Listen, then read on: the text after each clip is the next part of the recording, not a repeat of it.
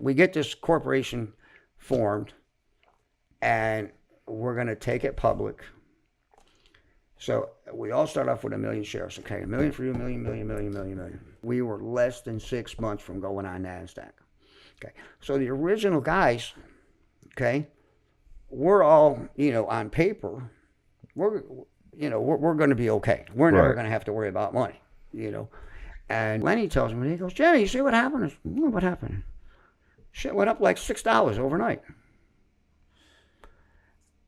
I'm not well versed in the stock market. Right. I really don't understand everything that's going on, but I know. For a penny stock, that's insane. Right. Yeah. And well, in my, I'm not going to say pea brain because I do consider myself relatively intelligent, but in my brain, I'm worth all of a sudden overnight $6 million, right, 15,000 more dollars. Yeah. Okay. That's how I'm thinking about it. I'm thinking about the dollars. And I don't know. It couldn't have been only a couple of days after that. And I think, and I could be wrong, I think it went to like $17, which for a penny stock is retarded. Right. And of course, at that point, the SEC came in. And so here's what happened. What year was this? That was 99. Evidently, now, I wasn't there for this, but I believe the guy's name was Alfred Flores. He got a hold of Gary Tabb, which Gary, if you remember, was the Rodney Dangerfield guy. Right. Okay. He got a hold of Gary, and Gary was a really sharp guy. I don't know how he pulled the wool over his eyes, and they didn't do any research or anything. But he convinces Gary that he had been in Portugal, and he came up with a cure for AIDS. And not only did he have a cure, it was all natural. But guess what?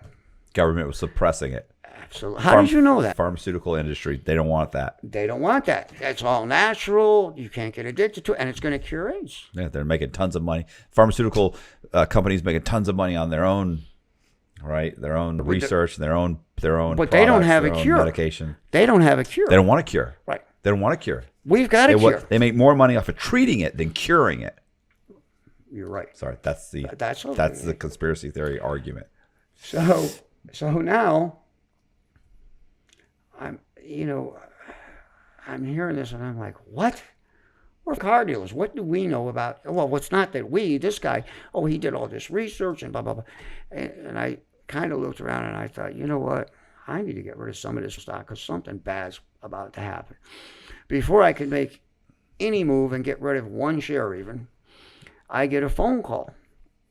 And Mr.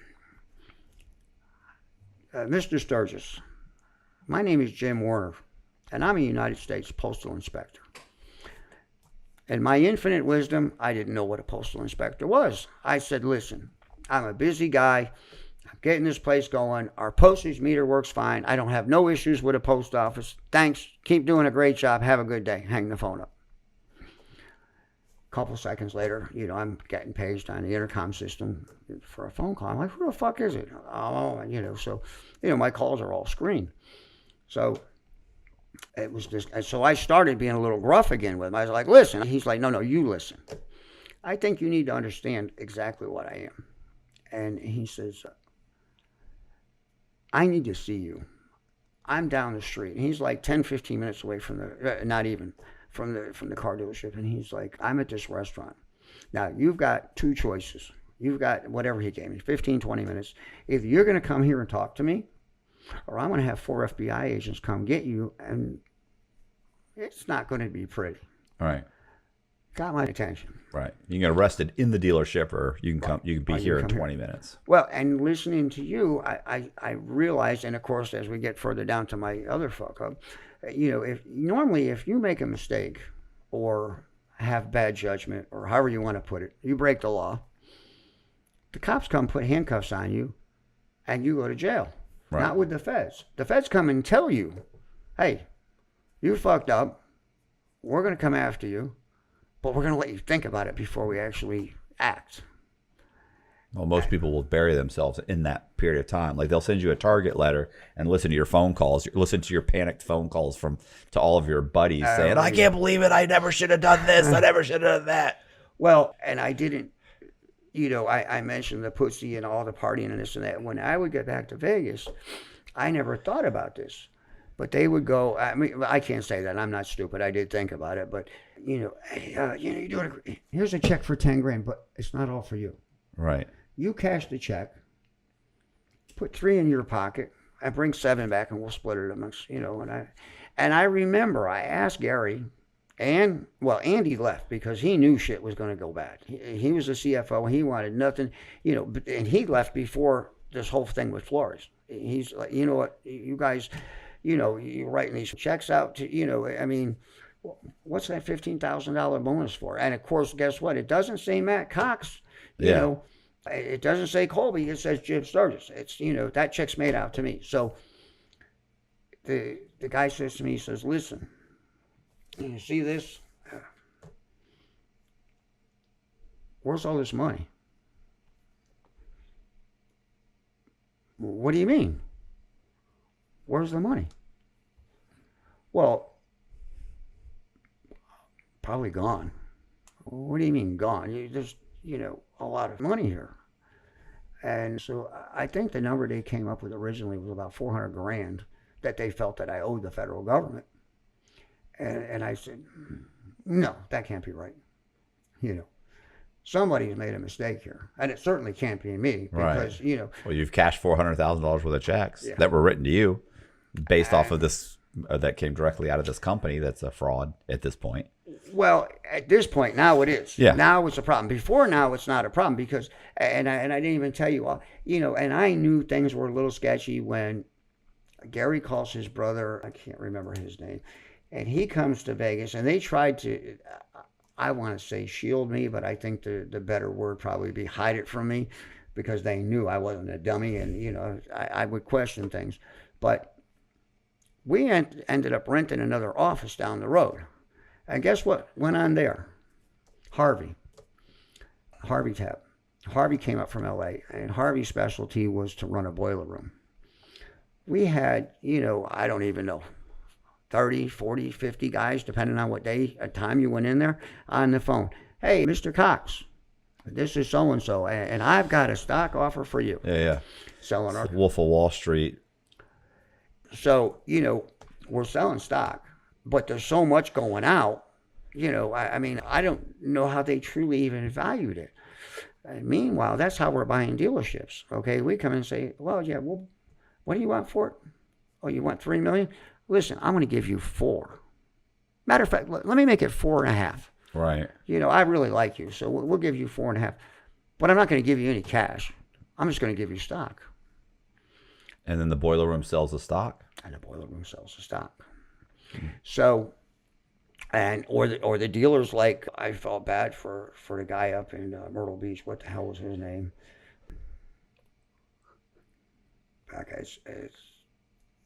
I think Addy. I think Mike Addy was his name, but I think it was Addy Dodge in Myrtle Beach. Yeah, but how is that? That's not illegal. It's illegal when it becomes a pump and dump scheme, and and they came in and said we have the cure for AIDS. Well, yeah. So that it was bad enough they're doing the boiler room thing, and I know because they're probably saying it's worth more than it is. Right. I didn't know exactly what they were saying or what they were doing, but I knew that it really wasn't legal to do what they were doing. But they're getting away with it. They're writing me these big checks. All my bills are paid.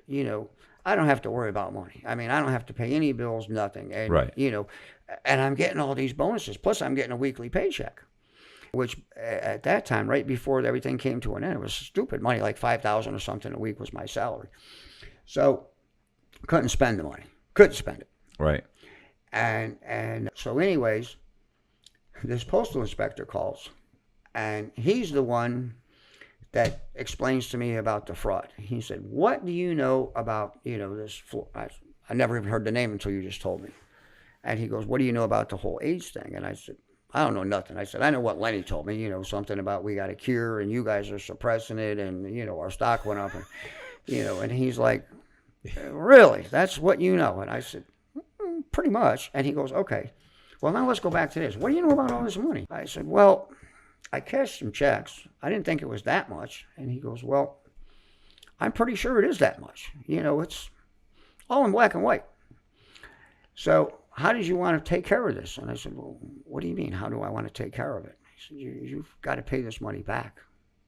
What are you going to do when you find out that someone has stolen your house? Are you going to go down to the county clerk and explain to them that a fraud has been committed when you can't find the person that committed the fraud? Are you going to go to law enforcement? They're not going to help you. Are you going to go to the government? They're not going to help you. Your only option is to go through the court system on your own and prove to them that a fraud has been committed and you can't even find the person. But with Home Title Lock, you'll be notified of the changes to your title. They'll advocate on your behalf with law enforcement and the courts to restore your ownership status. You can sign up today at HometitleLock.com/Matt Cox and use the promo code MATT30 for 30 days of protection for free and a comprehensive title scan to make sure that you're not already a victim. And he said, just so you know, we've already seized everything. Everything, houses are gone, cars are gone. From you? Yeah, everything, gone. Bank account froze. I had $300 in cash, and I had back to the Camaro that I drove to Myrtle Beach. That's what I had left. They gave me, I think I got an hour, maybe 2 hours to get out of the house in Myrtle Beach. Take what you can get in that amount of time, and whatever you don't take, forget about, because you're not getting anything else. You're done. So at the end of the day, he says to me, well, let's talk about this. And I said, listen, Jim, there's really nothing to talk about. I really don't know much about that. He goes, well, much. He goes, wait a minute, before it was anything. I said, okay, I don't know much of anything, because I'm not going to put myself in a corner where I lie to him. Right. And I said, the other thing I'm not going to do is I'm not going to rat out my buddies. I said, it's just not. Who got you into this position to begin with? Right. I'm pissed off at him, but I'm still not going to, and he goes, well, what do you know that you could rat him out for? I said, well, I really don't know much.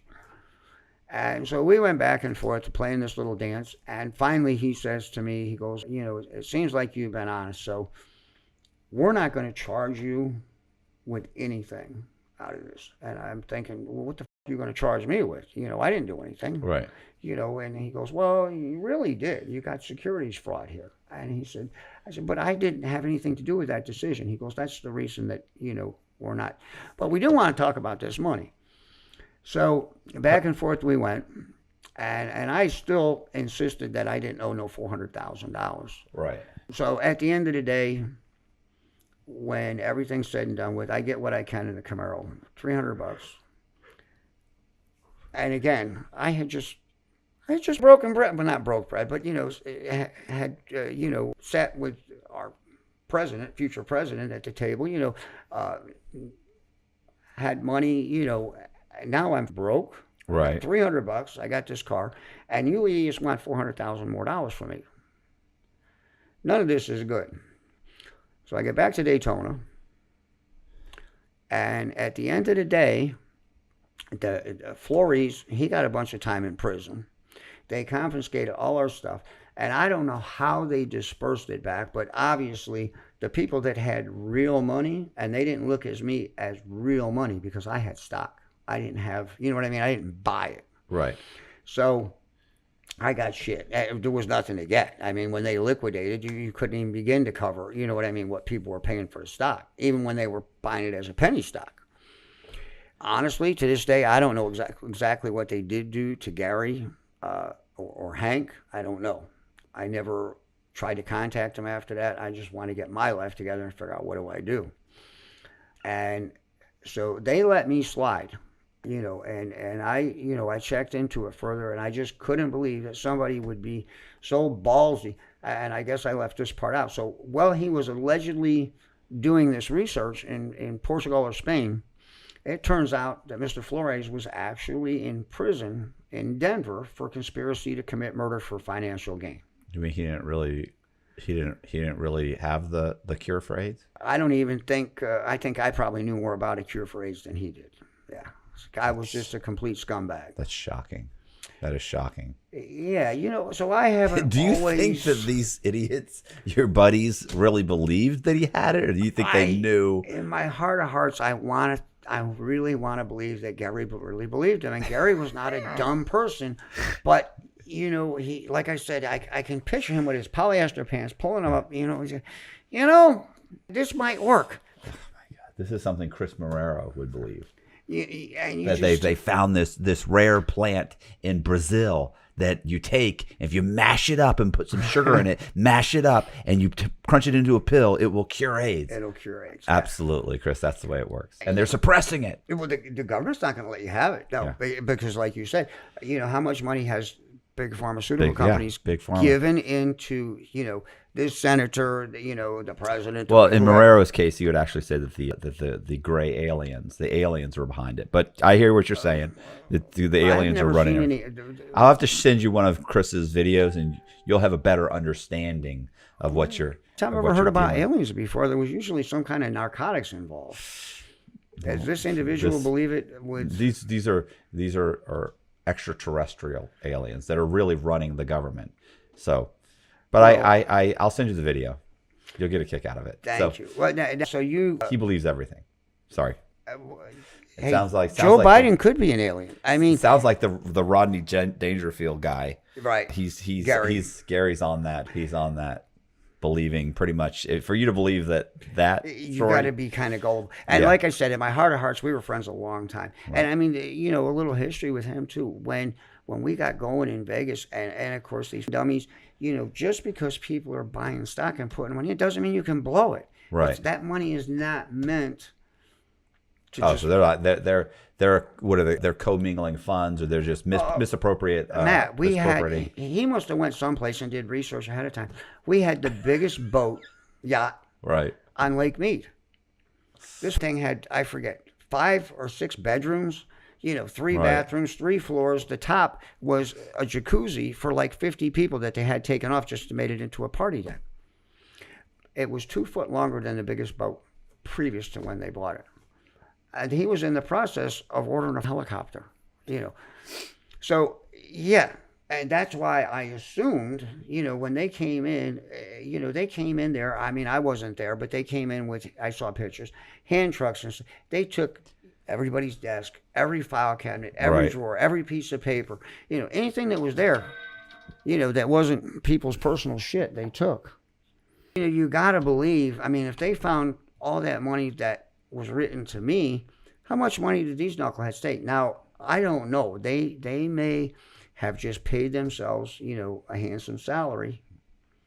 Yeah, but they were also getting cash from you, so they knew something. They knew, hey, we need to put something aside in case this whole thing goes wrong. So they knew something was wrong. Right. And if the true number was 400, I probably got maybe 60 of it. Right. If I'm lucky, because like I said, I can remember getting checks for 10, 15,000 and only keeping like 2.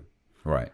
I don't really need the money, And I'm thinking, it's probably wrong, but the Baggio had recently opened, so they're down there betting on the horses on Saturday, and doing a lot of shady shit. Prior to that, Gary actually had owned a couple racehorses, and so he was. And there's a real quick, cute story about that. We were going to Escondido to get his furniture from Vegas, and we stopped at Santa Anita because he had this hot tip. Put 50 in, I'm putting 50 in, you go in and bet. And it doesn't matter. It was either the 6th horse in the 7th race or the 7th horse in the 6th race. Whichever way I was supposed to do it, I did it backwards. And guess what? You lost all the money. No. It was a long shot that went off as some stupid, and the motherfucker won. The one that the hot tip didn't pay off. My up actually paid. We actually made money. He's pulling out, bitching at me. You dumb motherfucker. It must have been the 7 horse in the 6th race because he's cussing the hell out of me. And I'm like, well, let's at least see, he's like this, as a nag, blah, blah, blah. And we're pulling out of the parking lot, and he's still got the thing on the radio, and all of a sudden this horse that I bet on in sheer error comes in. No, we made like $1,500, off 100, or no, more than that. We made more than that. I don't remember what it was, but at Santa Anita, I'll never forget that. But, Jimmy Borlaug and we used to go to the Rio for the seafood buffet. I guess they blew that place up now, somebody told me, which I find hard to believe. They had the beautiful nightclub on the roof. And back in 97, 98, it was like $32 for their buffet there. You know, everybody thinks you go to Vegas and everything's free or an extra free. Well, if you're gambling enough, yeah, it is free. And if you want to go off the strip and eat shit that, you know, I wouldn't feed my dog, you can get a $6 prime rib dinner. But you got, you know, something the size of a $50, and, you know, it's not quality meat. You know, you still pay for decent stuff. So anyways, I really don't know what happened to Gary or Hank or Jim. I have no idea. I never. So I come to Daytona. I'm dead nuts broke. You know, I go to my parents' house and I'm thinking, what the am I going to do? If I take a job, just like what you were saying, they want, I thought they told me 10%, but I'm thinking it's more than that now. I'm thinking now maybe they told me 25. Anything that I made, they're going to take a big chunk out of it until I get it paid. So I'm still crying poverty. I can't pay you people. I don't have anything.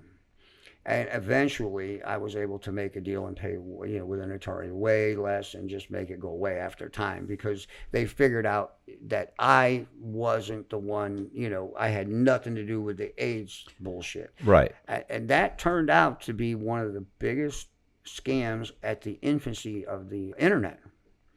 You know, that was like the premier scam when the internet first, you know, I mean, if you remember 99, 2000, that's when the internet was just getting going.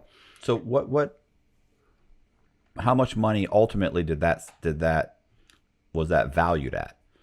What do you mean? Like, are they saying it was a $400 million scam? Was it a $2 million scam? That I can't tell you that exact number. I'm not going to sit here and lie. If I don't know, I'll just tell you I don't know. Right. Okay. I don't remember. Or I don't think I ever knew. Usually that's what they do, is they'll say it's a $150 million scam, or, you know. Like, yeah, no, it was way more than that. But right. yeah, I don't know, because, you know, you had millions and millions of shares of stock.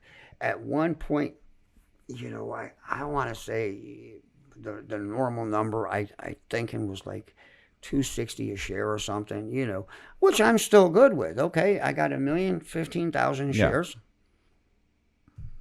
I sell half of them. Sold it then. Right, I sell half of them. That's $1 million. If I'd have sold half of them when it was at the peak, holy Christ! But you'd really be in trouble. Oh, that's what he told me. He said, "You better be thankful you didn't sell one share of that stuff." And he goes, "Now you can wipe your ass with it, because, you know, it's kind of rough for that, but, you know." He said, "You know, it's done. You know, you're done." So I'm pretty much fucked. Right. I come down and, you know, with my tail between my legs and stay at my parents' and try to figure out what I'm going to do. And believe it or not, I took a job driving a taxi. Cash business. You know, government can't take nothing because they don't know I'm even working. Right. And did real well at it. You know, in my personality, I've always, you know, done the sales thing, and that's what you're doing. And Daytona is such a touristy area. You know, like spring break, I had a 15-passenger van. I'd put 30 kids in that thing. You take them $1 a block. So if they're in the 1,000 block, it's $1. The 2,000, they pay $2. 3,000, they pay $3. I've actually made stupid money. I honestly think, and I didn't keep perfect track, but I think I made around $100,000 after the first full year of doing it. I did it for like a year and a half, 2 years almost, before I was able to make a deal with the government and get back in the world. So then we open up a car dealership in Florida, in Daytona, and that was going okay. And then the landlord comes and says, "Listen, I'm in the wedding business," and he's coming down from his main office down to almost where I am, and says, "I want to use this for the wedding business. Your lease is up in, 3 months. You got to go. Not going to renew it." So I ended up with a bunch of cars. And I met another guy, Joe Grimaldi, in Daytona. Put cars up with him. Well, actually, I rented a spot just to store them. And he's like, "What are you going to do with them?" I said, "Well, we're going to sell them, but, I explain." "Oh, I got a car lot." Put them. So we ended up going partners. Wait until you hear this. We ended up going partners, but everything's in his name, which is okay. And I go back to the Vogue business. Folks with bad credit business. And we had a company in Orlando called Laser. And so let's say that you sold a car for 10 grand, or they usually weren't 10 with that company. Let's say you sold one for 5,000. And the people put tax tag and title money down, So at the end of the day, they're financing the whole $5,000. I take the contract to Orlando, to Altamont Springs, and they give me $2,500. They give me half up front, and then as the people pay, they pay me. And that's okay, and the longer they pay, the higher my percentage is that I get every month. And that way you still have working capital. And so I ended up doing well with them, and then I got a company called Auto Use out of Massachusetts. And we had, as I remember, and I've lost the paperwork, I was sick, but anyways, as I remember, we had almost $500,000 on the books with Auto Use. And I had about the same, I think I had more with Laser than I did Auto Use, but a lot of money coming, right around the $1 million mark. And so anyways, I guess it was on a Friday, I was writing myself a check, or however the fuck we did it. Anyways, a check for $1,000, and what I used to do is take $1,000 a week, and then the beginning of the month we get our checks in from, and so whatever it was, we, let's say the check is $50,000, just to make it easy. You had, say, $10,000 expenses, that leaves 40. 20 goes to Joe, 20 goes to Jim. And Joe's part is, it's in his name, I'm using his money, and we're using my brains, and so that's how we're coming up with a split. So I have all this back end money built up. We put in a check for $50,000, and my check's no good at the bank. What the fuck? So I go to the bank, and the branch where he did everything, and I said, what's going on? Oh, Joe came in earlier and he took all the money out of that account, and it's now in, Grimaldi Enterprises account, because he was a plumber too, so that all went south, and we ended up parting ways. And one of my other friends, a lifelong friend, ended up in there. I think he ended up getting some of it. I don't know. I know there were checks coming in at $14,000-15,000 a month. Half of should have been mine from just one company, and forget about the other company. He claims the other company didn't send him any money. Company claims they did. I never got anything. So I end up in New York. I went back up, where my parents moved back up upstate New York. And you always end up back home, they say. When I went up, there was a little girl named Savannah. Savannah had a couple problems. Imagine this. Here we are with another female. One was she liked to smoke. And other than that, she also liked to do. And she, used to cry, I gotta stop. I'm gonna end up dead. And God rest her soul, she did. At 25 or 6 years old, it's sad. I think that she got murdered. She was staying at one of her ex-boyfriend's houses, who was a dealer. His new girlfriend is not happy. He's got his, one of his exes living in the house. So his current girlfriend starts giving her dope.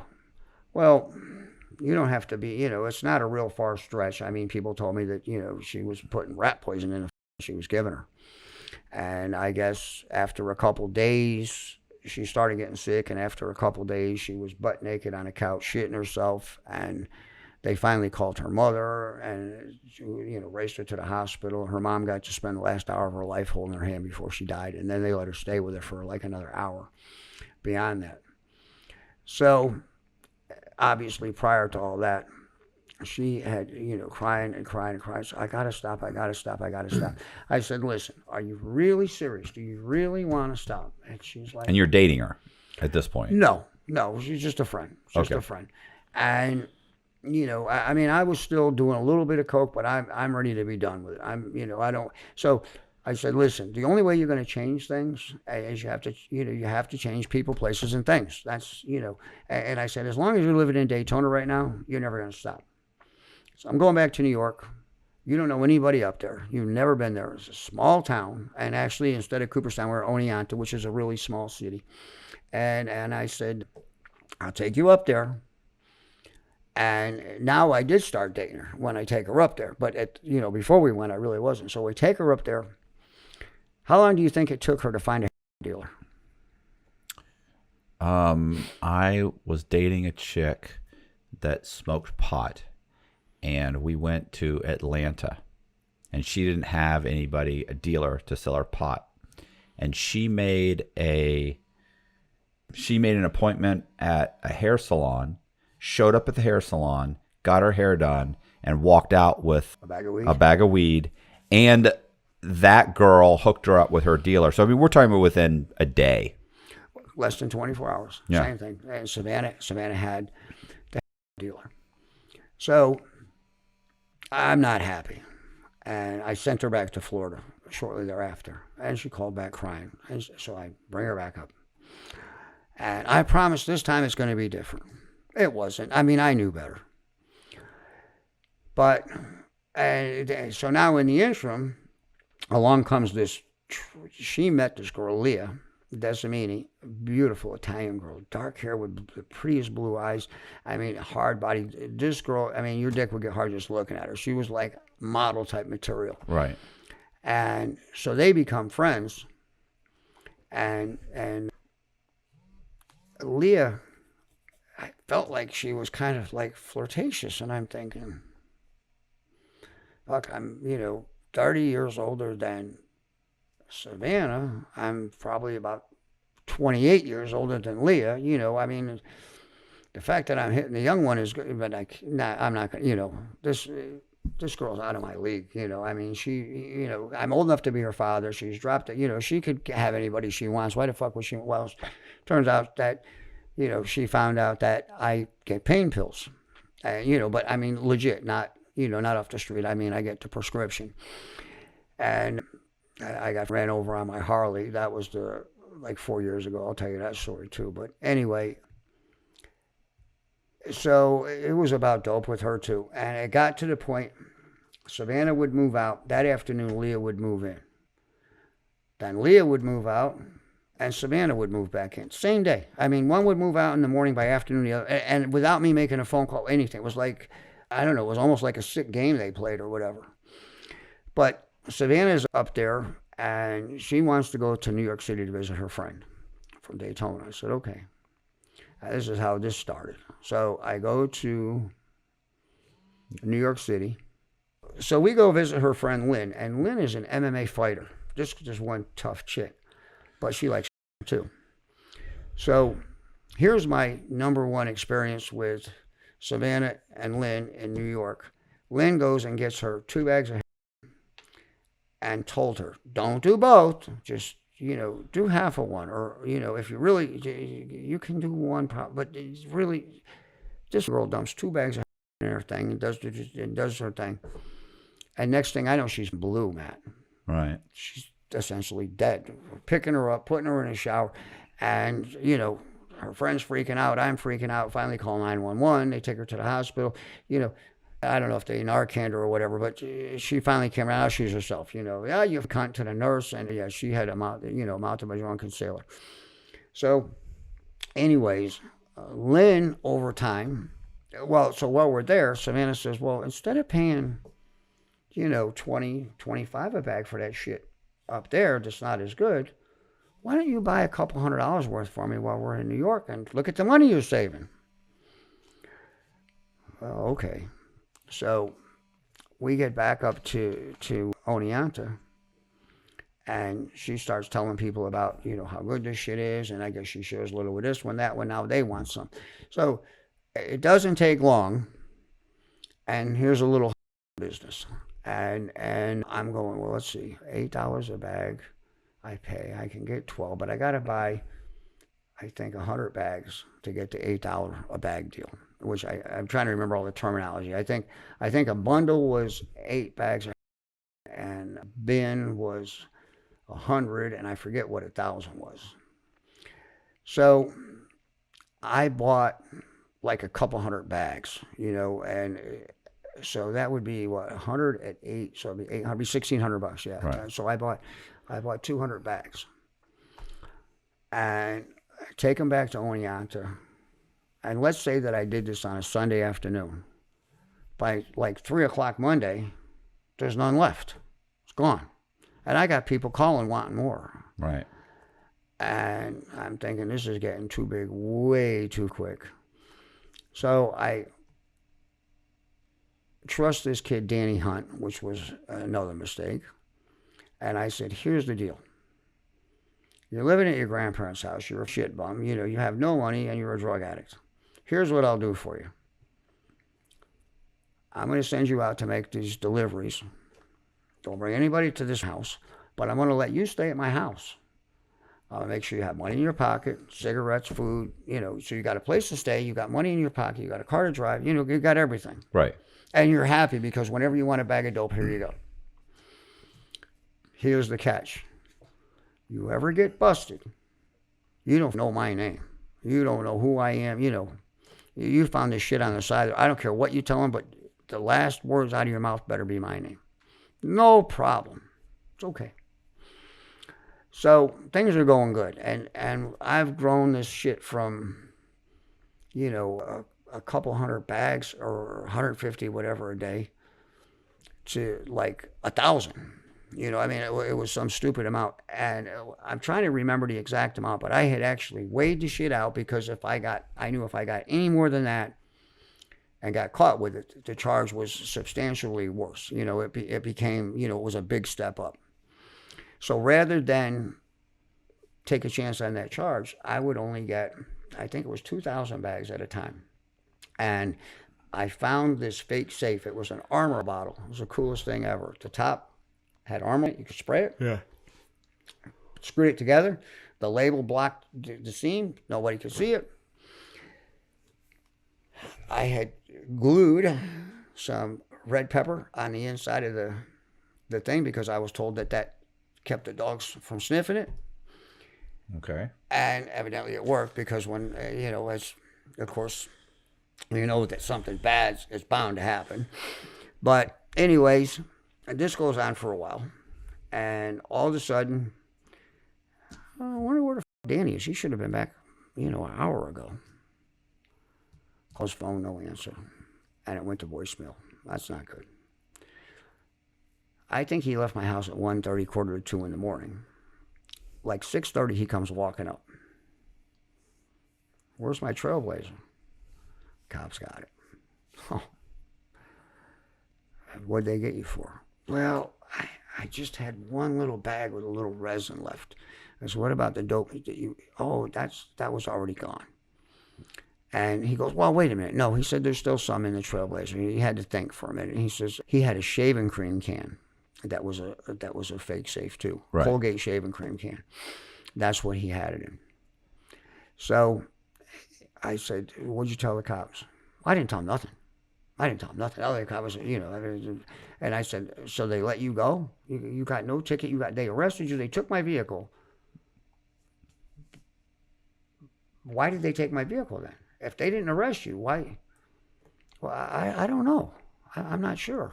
But they did. They towed it. You would think the cops would have at least given him a reason. I mean, something to say instead of saying, "Oh, come up with something." Right. He's a drug addict. Like you can't. Right. Well, and then thankfully for me, this is in Delhi, New York. It's a real small town, and the cop that's investigating me, as it turns out, is basically a rookie. He doesn't have a clue what he's doing.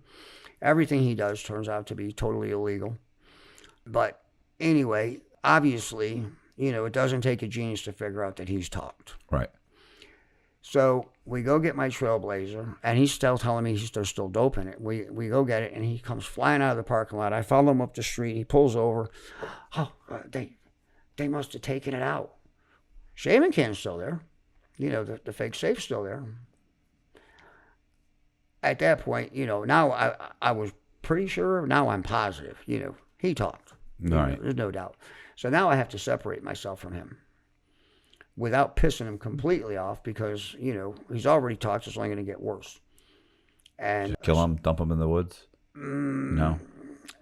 No, but surprised you say that because... It went through your mind? No, you have no idea how close that actually came to happening. So as it turns out, Lynn ends up dating this Mexican guy who was a really nice guy.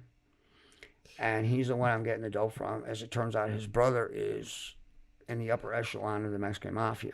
Wait a second. True a story. Mexican selling Imagine is that. connected to the cartel?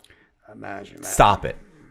Not true. So the brother says to me, I'll never forget. He's standing, this is the good brother. Well, they're both good guys, but this is the brother that's well connected. He's standing next to the car, and one of my I never drove any place. I had people driving me. So one of my addict friends, whatever you want to call them, customers, this kid used to operate an excavator, and he was going through 20 bags a day. I don't know how this kid functioned, how he didn't kill somebody.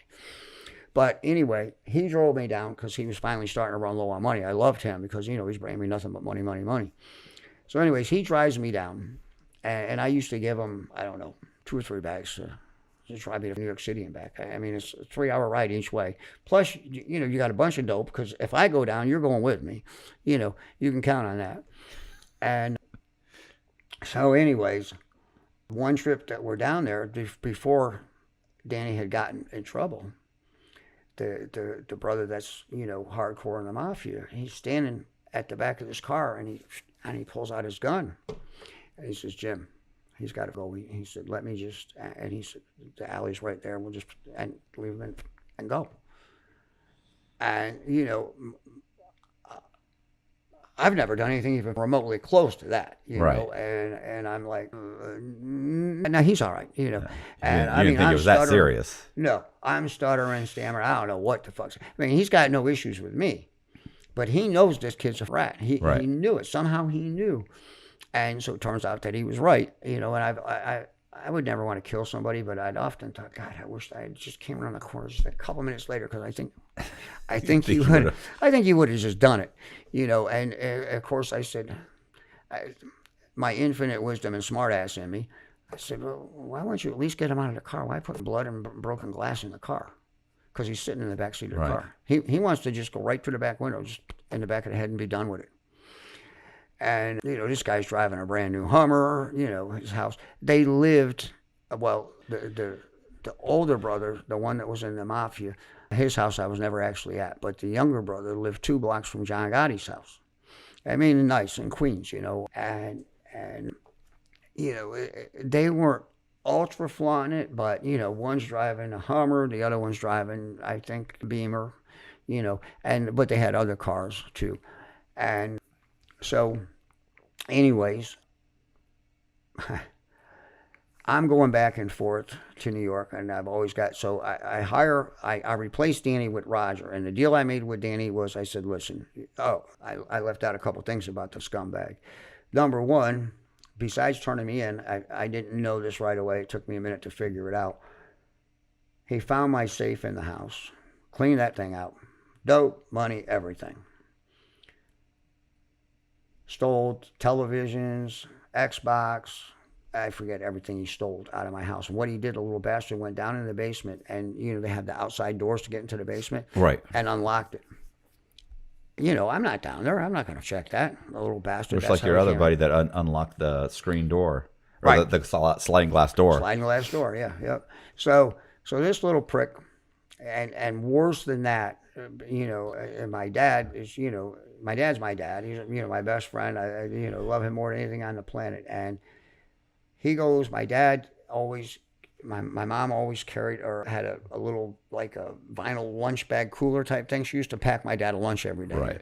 And except for Fridays. Fridays he would eat out. But during the week, he preferred. So anyways, he took $1,000 deposit on a car and he stuck it in a little pocket, like on the front of this cooler. And Danny even stole from my dad, took $1,000 from him. I mean, I wanted to kill him for that. $1,000 what? Cash. Oh, okay, $1,000 cash. Yeah, deposit on a car. My dad was so mad.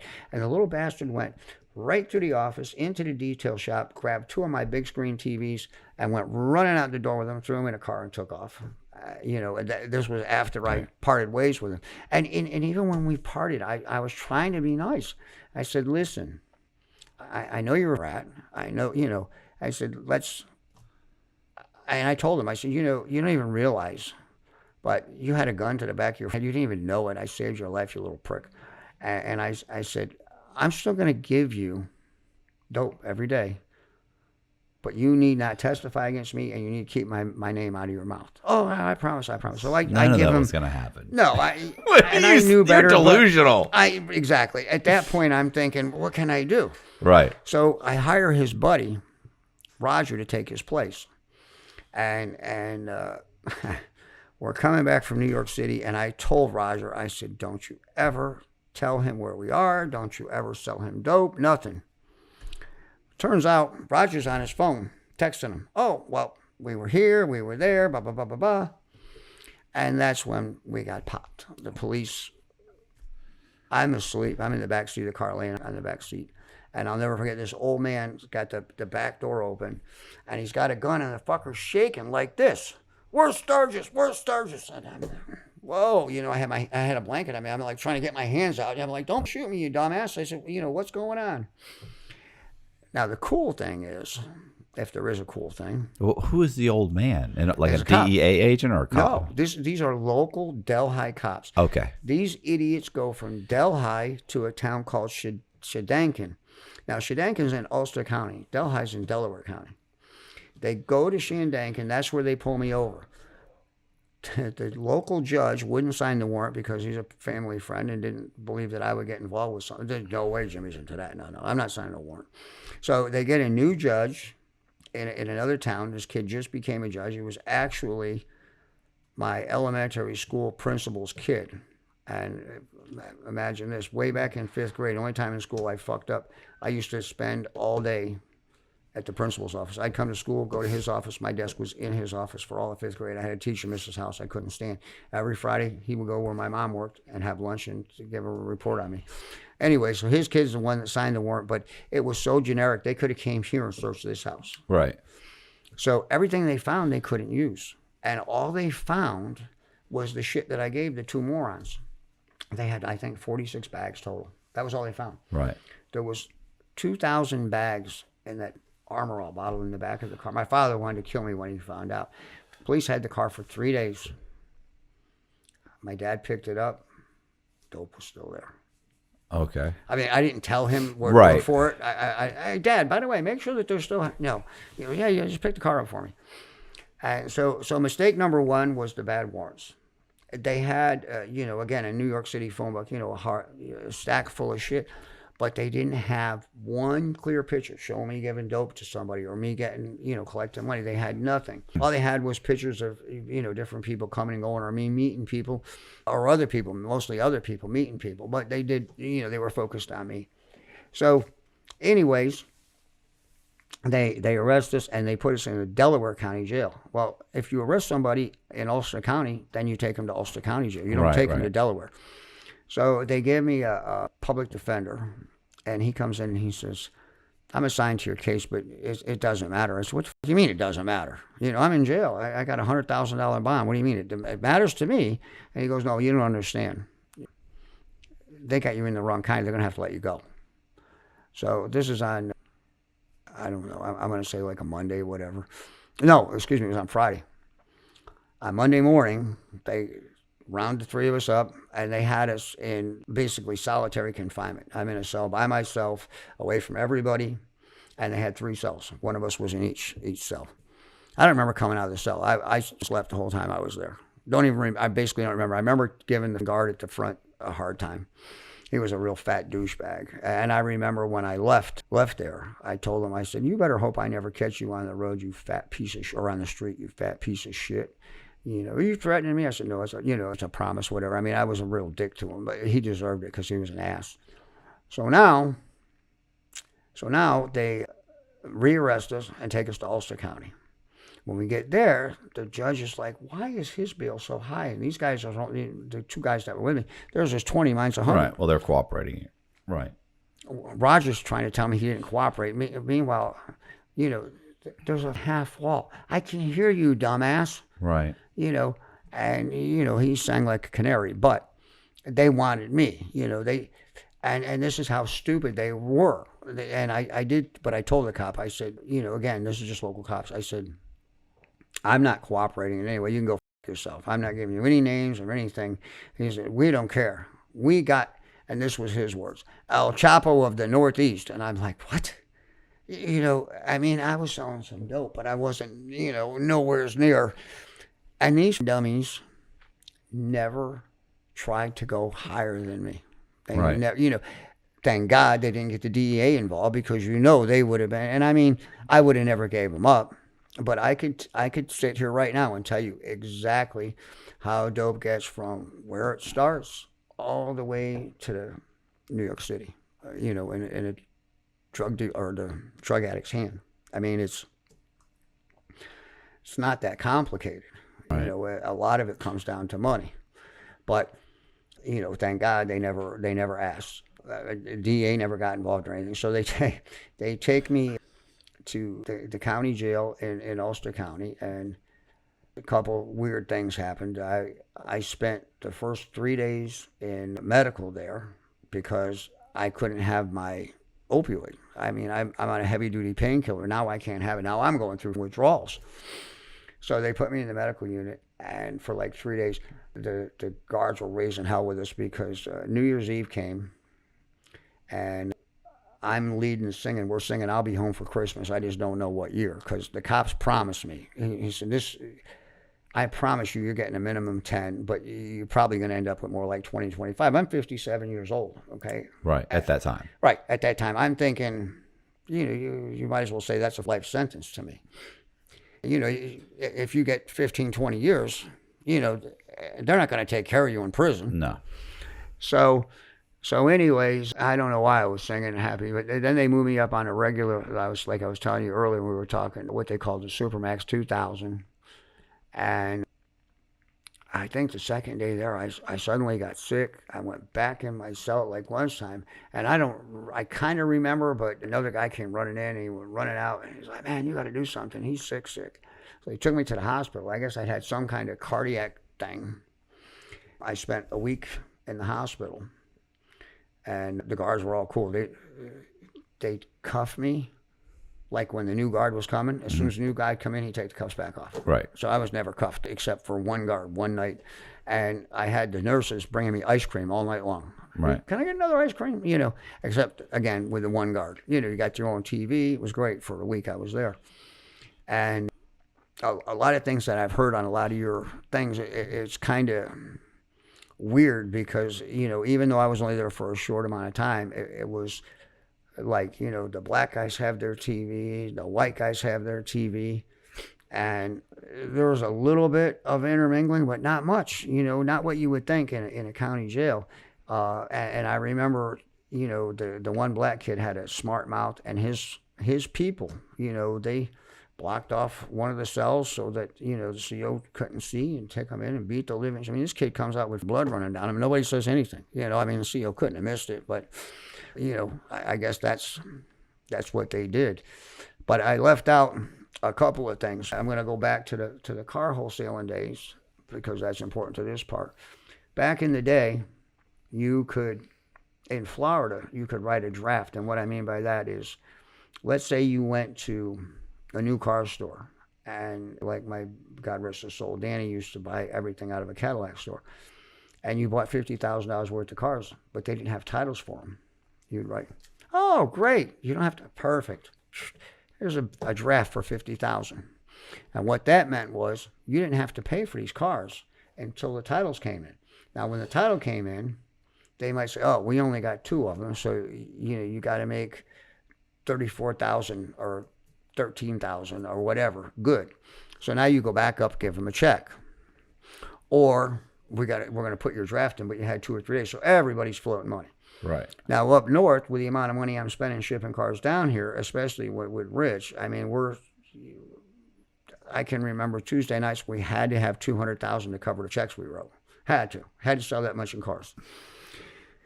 I think they call it kiting. And at some point along the way, a check for like 25 grand never went through. I ended up getting charged for that in Pennsylvania.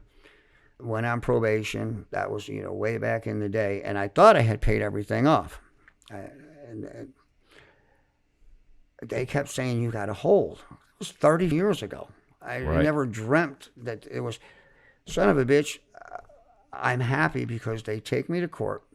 My 2 co-defendants, they had to let them go because they only have 10 days to get you in front of a judge. They didn't take them because they couldn't take me because I was in the hospital. Right. So they kicked them loose. So they're like, we're going to do the same with him. They take me up, and okay, you know. But you have a hold. Now I have a hold. So, you know, all the guys in the block are laughing, and I come back in. The hold is for this check from 30 years ago.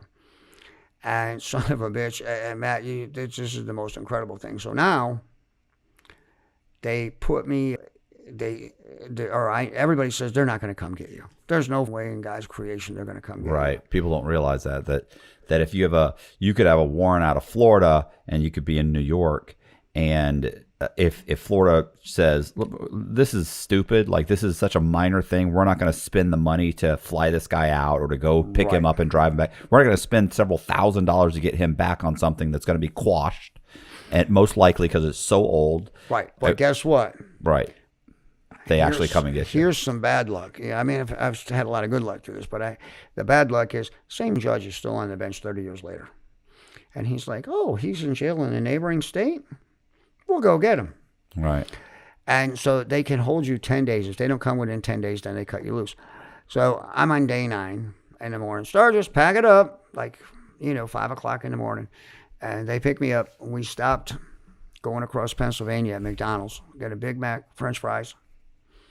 Trying to eat that with handcuffs on and a belt and all that. That was not fun.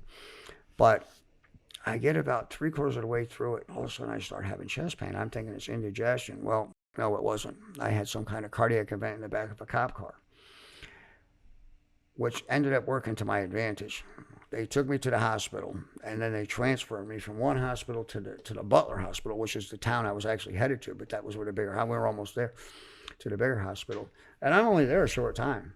And the cop that brought me, he comes in, he goes, oh, it's your lucky day. And he goes, well, kinda. And I said, what do you mean by kinda? He said, well, the bad part is you're here. The good part is you're free. And he takes the handcuffs off. And I said, what's up? He's like, and, I figured it out in 2 seconds. They didn't want to be responsible for the medical bill. Right. They're no, he's not going to cost us money. So call probation whenever you get out. And so I did, and they made some stupid arrangement, $50 a month or something. I give them to pay it off, which will take 100 years. But, right. But yeah, so Danny, yeah, he broke in, stole all that shit, stole from my father, and I said that, I shouldn't say it, but if I ever get a chance, I think that, a baseball bat could fall out of my hand and hit one of his knees or something. He's just how long ago was this? 6 years ago. 6 years ago? 7 years, yeah, 6, 7. Yeah, so I'm 63, so yeah, about 6 years ago. I haven't forgotten, And you're holding resentment. Oh, it's not good. You got to let that go. I can't. That's, I mean, you think about it, and I guess, I've heard you and a lot of other people say, it's human nature, self-preservation. I'm going to talk. That's not how I was brought up. You know what I mean? I couldn't. And, they didn't really come to me and ask. Like I said, the DA had the DA have known what the was going on, they certainly would have wanted to gotten involved. But again, I had a rookie cop, warrants that were absolutely no good. The search warrants were absolutely no good. Cop didn't know what he was doing. The warrants were no good. I mean, the whole thing was just it was a mess. So they let you go, but they didn't drop the charges. Not yet. Okay. I mean, people don't realize, you have to understand, people don't, not everybody follows, like they think, okay. Oh, they let him go, they dropped it. No. They dropped the fact that they can't hold him on no bond or any bond. They have to let you go on your own recognizance, saying, hey, you promised to show back up, right? And you go, of course I do. And of course I did. Right. And I went to court one time, and my lawyer called me and he said, listen, they're offering you a deal. I don't think you should take it because I want to sue them. But it's up to you, ultimately. And I said, what's the deal? The deal is you take a misdemeanor conviction, no felony, just a misdemeanor conviction, pay $700, and they'll give you a year to pay it. And that's it. You're done. Charges are gone. There is no more. I'm like, sign me to up. Right. Why? I want to sue them because everything they do. And I'm thinking, well, yeah, that'd be great. But you know what? I did it. I can't say I didn't do it. Right. The fact that This isn't a wrongful arrest. Right.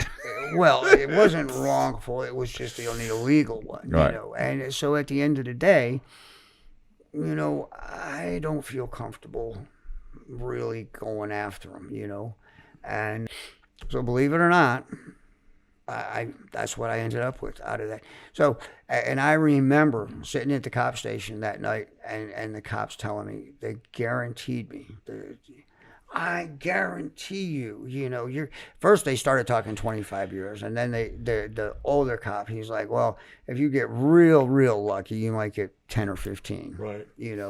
So I ended up with none. And What happened to the 2,000 bags that your dad had in the back of the? it got picked up when I got out, and You flushed it down the toilet because you thought that I'm done with this.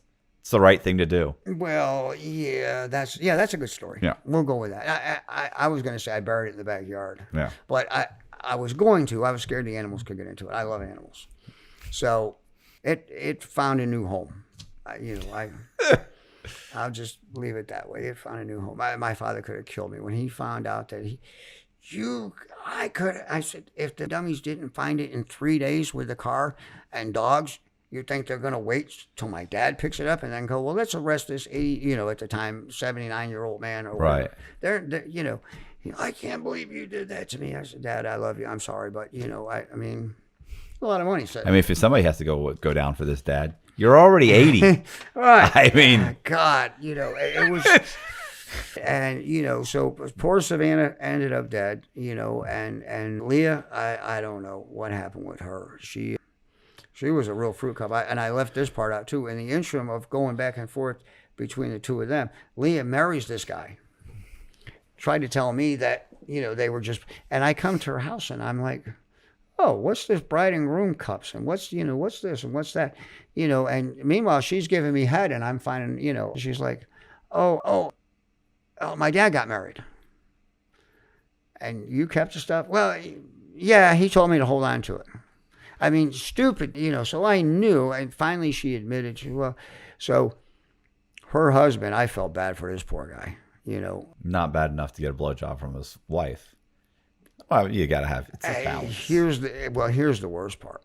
Of everything I did with her, imagine this, and I told the guy, I said, I don't want you to ever end up with this bitch again, so I want to make sure you understand how dirty she did do you. And he's like, there's more? Well, yeah. Remember when you got married? Well, of course I remember when I got... You know the honeymoon suite you had at the Hampton Hotel? Well, yeah. How'd you know we had... How did you know we had a hotel suite at the... Well, I was there for a couple hours with her before you guys got married. The night... So... This bitch is going to marry this guy, and she's with me, 2 hours before they got married. Who was the guy? No, just some schmo. Some schmo from, his name is Vinny from Long Island, and that's where she was from. She was from Long Island. A Vinny from Long Island? Yeah, can you imagine? Yeah, Vinny from Long Island. That's crazy. That's so unique. Probably you might as well give him his full name. You probably just, people know exactly Vinny from Long Island. I know him. Yeah, right?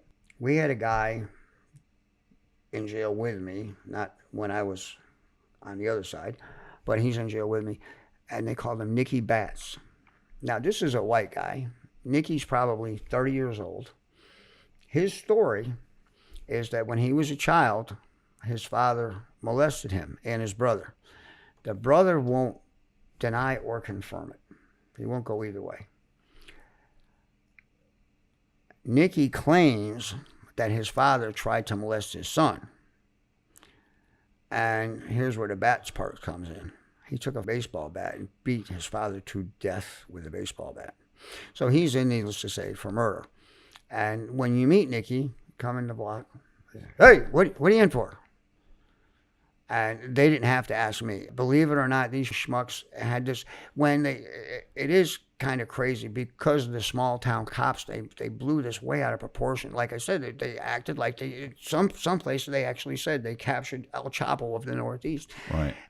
But these dummies had it in the New York Post and some other papers. So the guys, when I hit subblock, they actually knew who the I was. And the guy's like, this makes no sense. There's this other drugs. He's like, this makes no sense. There was 46 bags. Right. How and I said, well, they missed some. And he said, well, they still might find it.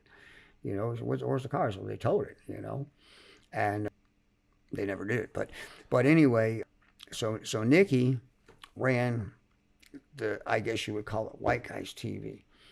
And the motherfucker, all he wanted to watch was the old movies. I can't remember what's it called, AMC Movie Channel, I think. So the black guys either watched sports, which I liked for the most part, or they had to watch like Oprah. All the brothers would be gathered around the TV. They'd be like huddled, and it was kind of weird. And not weird. I guess that was how their chain of command or whatever. They had two older guys, and they controlled the TV. That was it. Whatever those guys wanted to watch, that's what all the black people were watching. Now, if you were white and wanted to watch the black TV, you could do it, but you couldn't do it at the TV. You had to be a certain distance away. When we ate, everybody had, and I didn't know this, everybody had an assigned place to eat. I get there, and it was this slot, but, and I go, oh, you can't sit there. Yeah. Fuck you mean I can't sit there? Yeah, you got to sit in your spot. Yeah, so, and the other thing that I learned very quickly, my neighbor, I wish I could remember his name, and this doesn't make any sense to me, Matt, but here's a kid, clean cut, and as a man, I'll even say, good looking, 30-something white kid. You could tell he was, I think, Irish, I forget his name, but that he would lead you to believe he was Irish. Real clean cut, no tats, nothing. He'd already been to prison twice, and he was what do you call it, smash and grab, and he would hit like the convenience stores, and he'd be in and out in less than 2 minutes. He used to dress like a ninja. He would all black and put black on his face, but he had the black clothes. When he got busted, the reason he was in with me, these dummies, when they shut the trunk, part of their shirts or pants, the black ninja shit was hanging out the trunk, and it was flapping, covering the tag. That's why they got pulled over.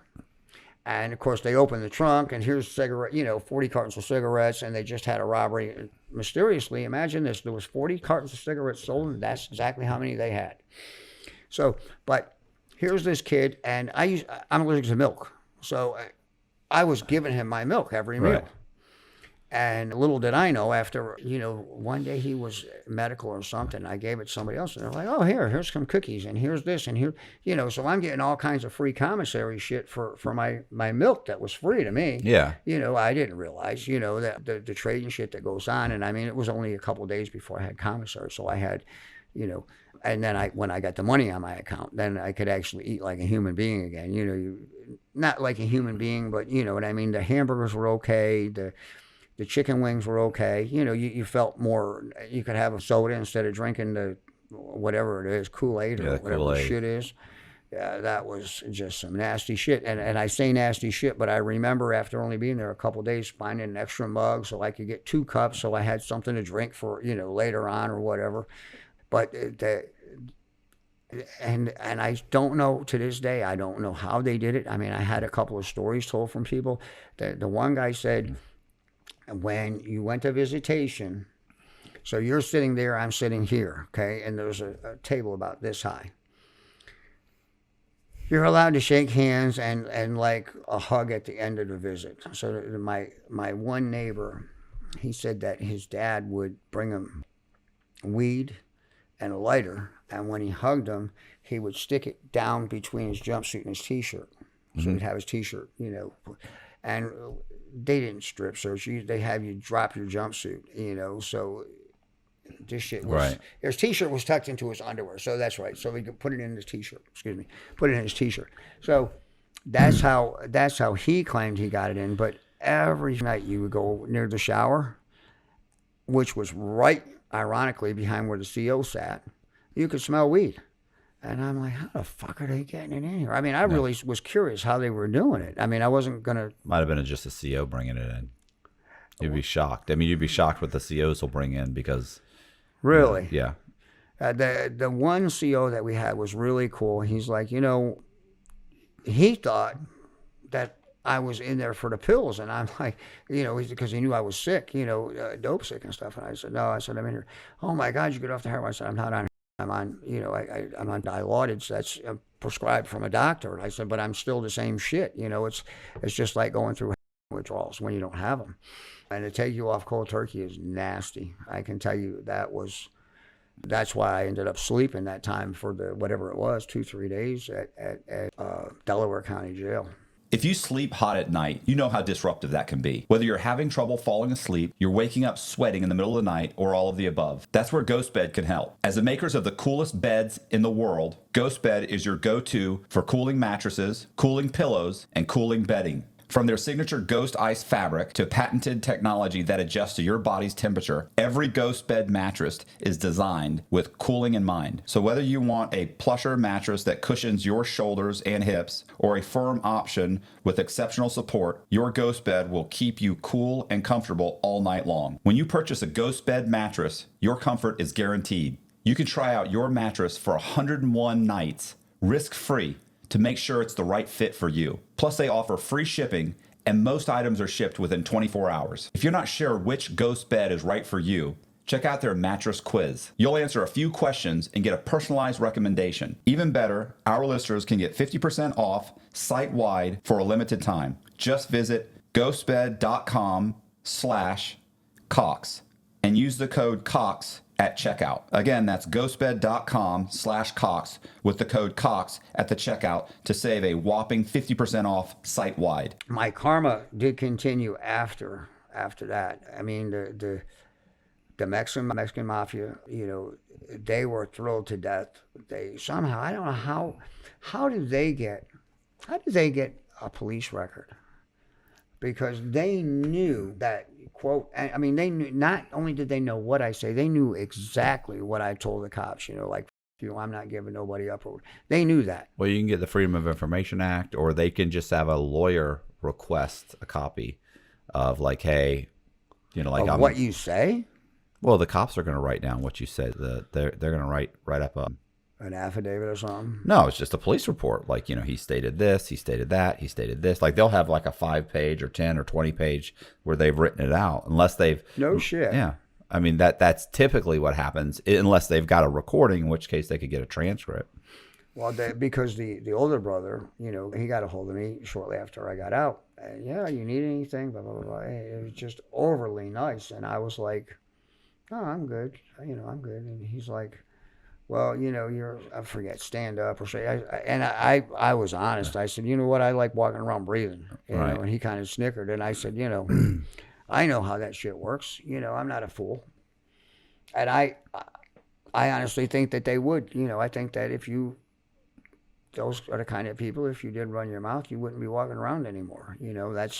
That's why when I got in there, I'm not going to say, oh, yeah, well, yeah, I know how they did this. And they did that.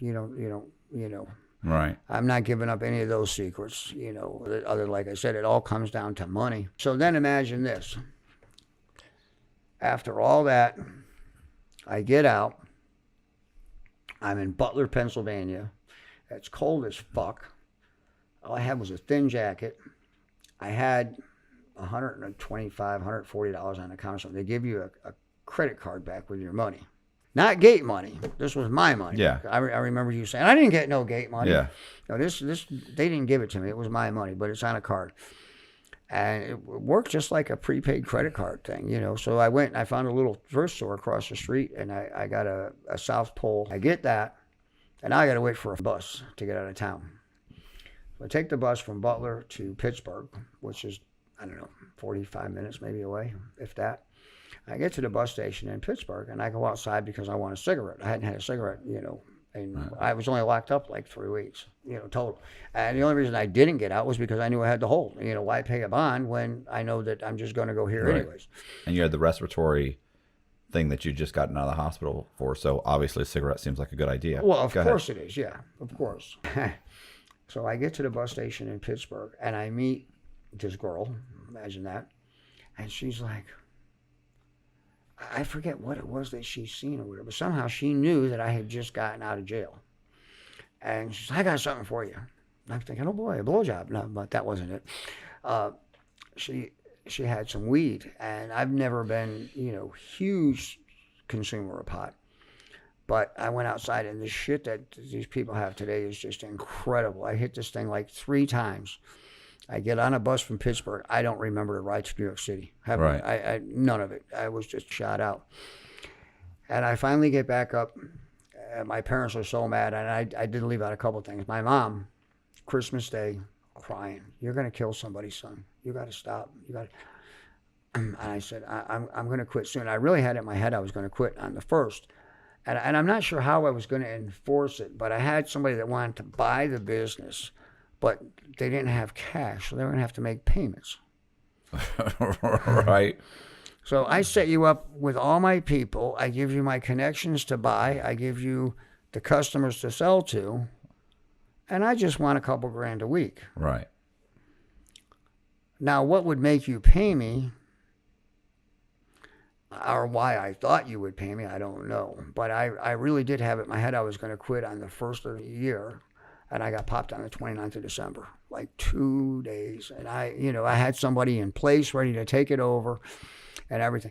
Now, Roger, the guy that was the idiot that texted, God rest his soul too. I guess he's passed away too.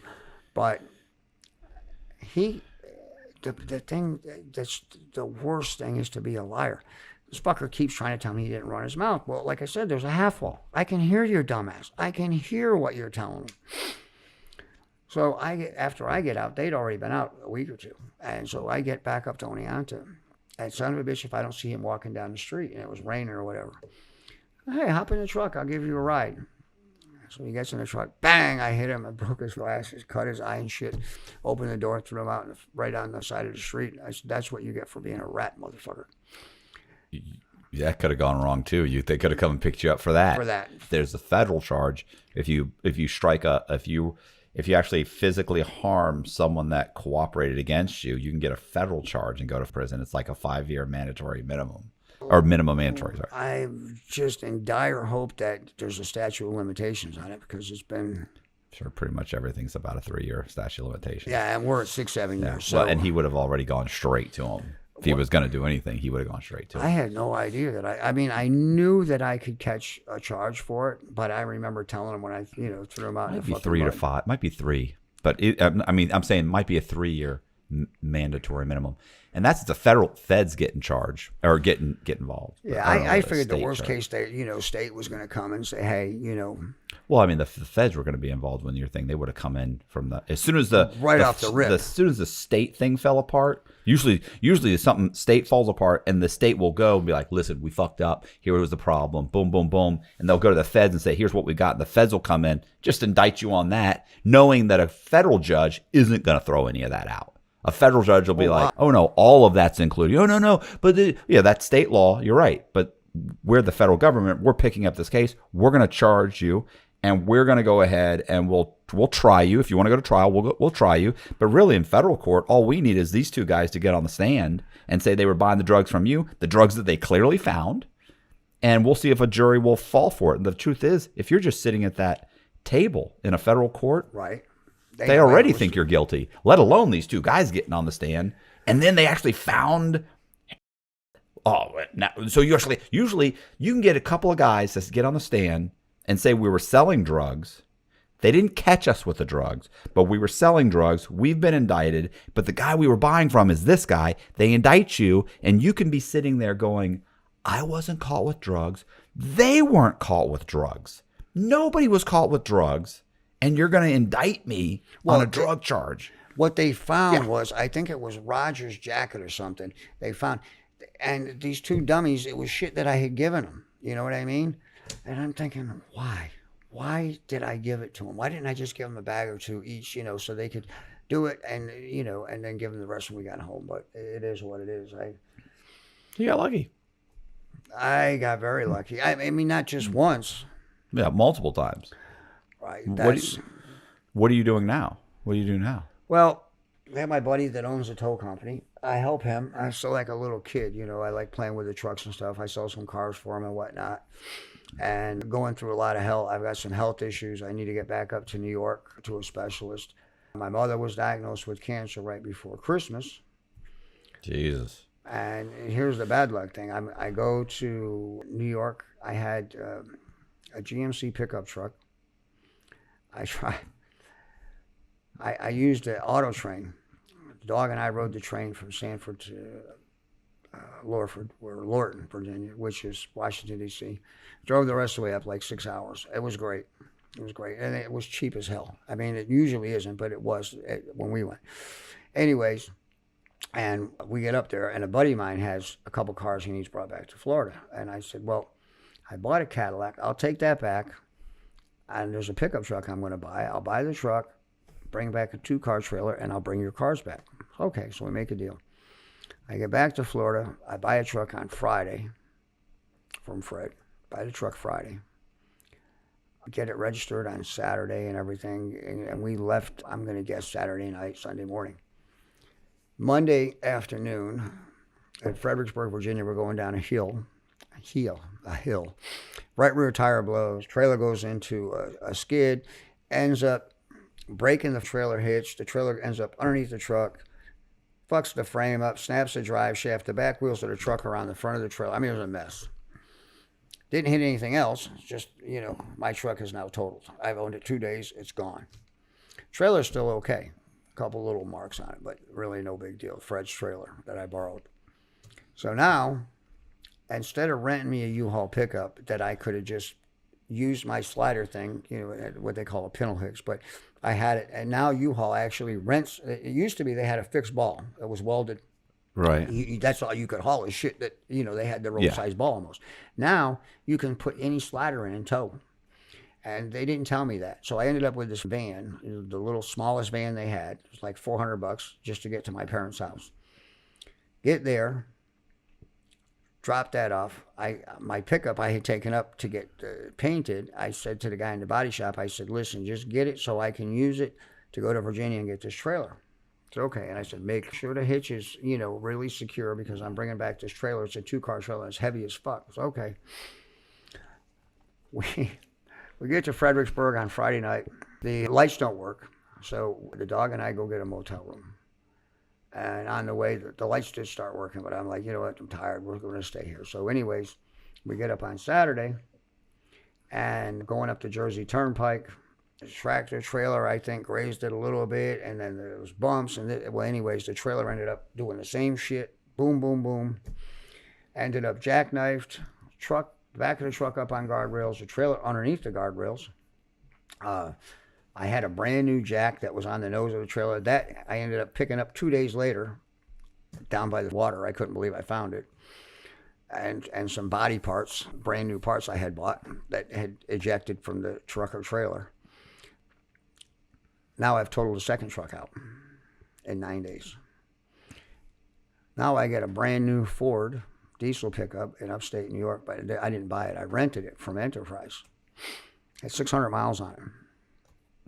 I go get the trailer for the third time, and the tow company had fucked up one of the tires on it, and I forget what else. But anyways, it was a real clusterfuck. They wouldn't let me take it because, you got to take the truck and the trailer at the same time. I said, I'm not taking the truck. It's totaled. It's going to Copart. They'll come get it.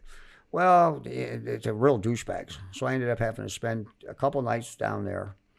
And of course, in Newark, New Jersey, right across the river from New York City, rooms are dirt cheap there. It was only like $200 a night to stay at Howard Johnson's. Yeah, I wasn't happy. And so I finally ended up getting these cars, brought them back down here. I get back to Daytona, and now I'm supposed to take the truck back to New York. I turn the corner in Daytona, every light on the dash comes on. The truck's got 3,600 miles on it. It died. Done. A month later, I was still getting texts from the Ford store. They couldn't figure out what was wrong with it. Their computer wouldn't match up to the truck computer. So, fortunately, the good thing is my mother is now cancer-free. That's the good thing. The bad thing is I've got, my side's like puffed up. I got a liver thing. I've got to get up to the doctors. And I mentioned a little bit about this, but in August 23rd of 19, I'm riding back from our tow company to my house. I'm on my Harley. I'm sitting at a red light at Bellevue and Nova Road in Daytona. I'm in the middle lane of Nova Road. And this asshole Lyft driver rear ends me. Daytona Beach cop was sitting in a driveway of the 7-Eleven getting ready to pull out, watched the whole thing happen. Right. And he thought I was dead. He called it as a probable fatality. Figured the guy was doing at least 40. And he hit me, rear end, you on a Harley, no helmet. Blew 7 or 8 discs in my neck, broke my left foot. I was in a boot on crutches for 6 months.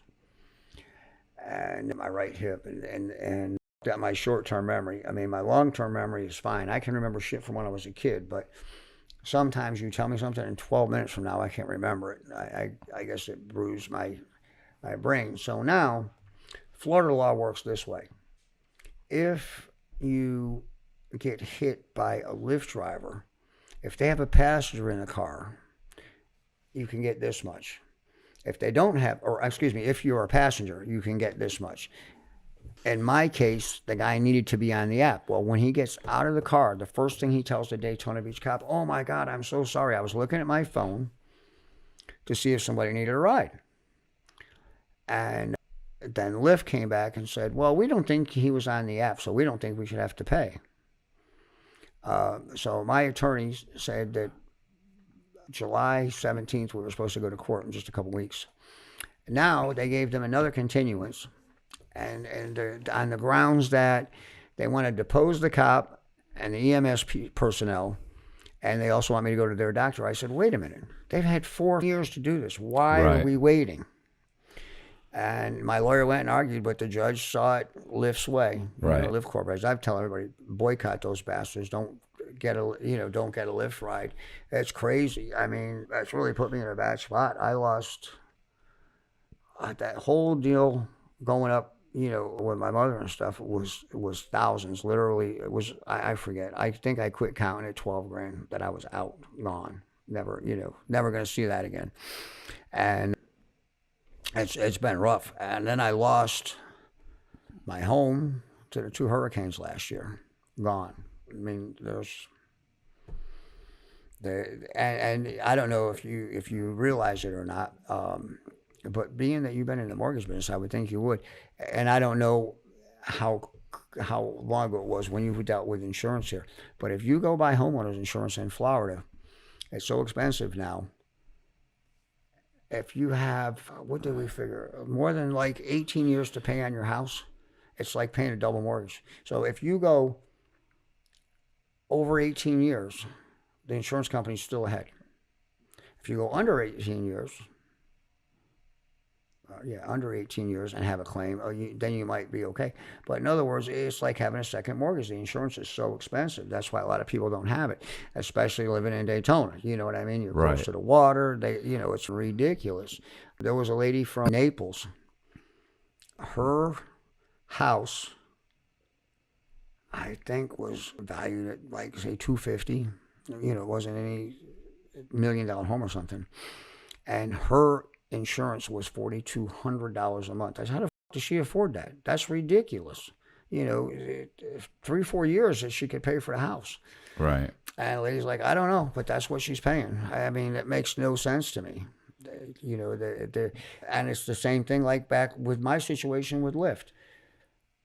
The guy only had a car because of Lyft, so I figured they're responsible anyways because he had it was a Hertz rental car. Well, Hertz went out of business. So they already put $10,000 in. State Farm put money in, and I'm not sure how they're, if that's Hertz's insurance company or his insurance. I wasn't positive how that happened. Probably his insurance. Well, anyway. Yeah. So State Farm did put some money in, so the lawyers collected some, but all that he's collected is already gone, for hospital bills and stuff. And we went to mediation last August, and that didn't pan out. And I did leave the end of the whole thing when I got out in New York. Imagine this. I go in the car business with somebody else in New York. And I get another bogle lender called Credit Acceptance Corporation. And their deal used to have to pay like $10,000 or $20,000. And you had to go to their school in Chicago and this and that. Well, they cut all that out. But you still have to have, I forget the terminology they use, but you had to have pool. You had to have the initial pool of 200 deals. And once you hit that 200 mark, you get a check for that. Then you start getting quarterly checks. It's okay. You get to 175 cars, and it becomes tougher to get them to approve them. They start getting a little. But we got to 178 cars, I take it back, 187, 13 short. And his wife, God rest her soul, she's passed too. Her and I had a disagreement. I'll put it that way. And we had a parting of ways, and I came back to Florida under the assumption that I'd get paid. My dad and him are still friends too. We still talk, but he swears uphill and downhill. And they got to the 200. CAC said, "Oh, you had too many deals that didn't pay, so you don't get a check." Bullshit. When the guy was here to sell me on your deal, the smallest check anybody got was 16, 18,000. So again, I had, another thing where I thought, dumped a bunch of time and energy into something that just didn't pay off. Well, right. And I'm looking at it as retirement money. You know what I mean? So yeah, it's been rough. Now I went from the proverbial feast to famine, backwards, and I'm not getting any younger, So yeah, it's tough. That's, and I'm hoping that Lyft, ends up having to pay out, and that takes care of me because, and now I'm renting, not owning, and I assumed that this was going to be done. My lawyer swore uphill and downhill. July, that's it. But I was going to put, as a matter of fact, one of my friends was like, "Oh, you need to put one of those, what do they call it, GoFundMe things or something." I said, "I can't beg people for money. People are going to go, you got money. We know you what you do is all, But I said, you start thinking about it. And I've been lucky that I didn't go to prison. But how much money that should have been mine isn't mine. The drug money, I'm not going to say, that's, most of that ended up going back out, when girls around, stupid shit that I did. And, you get used to, and I didn't understand this until recently. You take, let's say, an NBA basketball player that makes, not a high end, but let's just say a lower end guy that's making $4 million a year. And he plays for 10 years. He retires. In 2 years, half of those guys are broke. I don't understand, because they came out of the hood and they didn't have shit. And then they end up, they make all that money, but they spend it faster than they make it. Yeah. I think because you think it's always, because you think it's going to always come. Yeah, when you make easy money, you spend it very quickly, thinking, "Oh, I can always make more." But you had a couple of good runs. Doesn't mean it's going to last your whole lifetime. Doesn't mean your money's always going to come easy to you. Right. Which is kind of like me and this whole thing is that I have these conversations with my wife. I'm like, "Yeah, listen, we need to do this and do this and do this." And it's like I'm willing to sacrifice. I'm willing to go. Like when my lease is up here at some point. Like I figure we'll sign another lease, but at some point, I said the next thing we do when I get off probation is we got to find someplace, and we got to buy someplace. And I'm like, and I don't give a shit if it's a single wide trailer that's a 1930 single wide trailer on a piece of land that I can slowly build on, or slowly. It has to be a situation that I can get paid off by the time I'm 65 or 70, because the truth is, I don't have any retirement. Like, I don't know what I'll probably get the minimum Social Security because I've always worked for myself. I've always paid taxes, but paying. Oh, you did? You were smart enough to do that. Well, yeah, I paid so if you own, but I've also almost always worked for myself. Right. So it's not like I paid in a ton of money into Social Security or anything. So it's not like I'm getting a big check you're going to get the maximum Social Security, which is still nothing. Right. Because Social Security is based on you becoming 65 or 67 years old and owning your own home. Right. I don't own my own home. So it's the American dream if you plugged into the American dream. But if you've been a derelict and a scumbag your whole life like I have, and been in and out of prison, well, not in and out, in prison and back out, and not done the right thing with your money, then guess what? When you get to be 67 years old and go to retire, you're fucked. Right. Nobody has any sympathy for you because they're like, you were a douchebag your whole life. Right. And you had tough break. You had all the fun and this and that, and and that's how I kind of look at it that way. But by the same token, I've done a lot of good things for people too along the way. Oh, listen, I look at it that way because I understand that's the society, construct. Right. But when you're the scumbag, Then you look at then it you're like, differently. hey, I get it and I hear you, but I have to figure out how to fix this for me. Right. Like I got to figure out what to do correctly to fix this. Because I understand, yeah, tough shit, but tough shit doesn't mean anything when you're the guy that has to try and figure out, like, how long can you work? Right now, I think, I can work forever. No.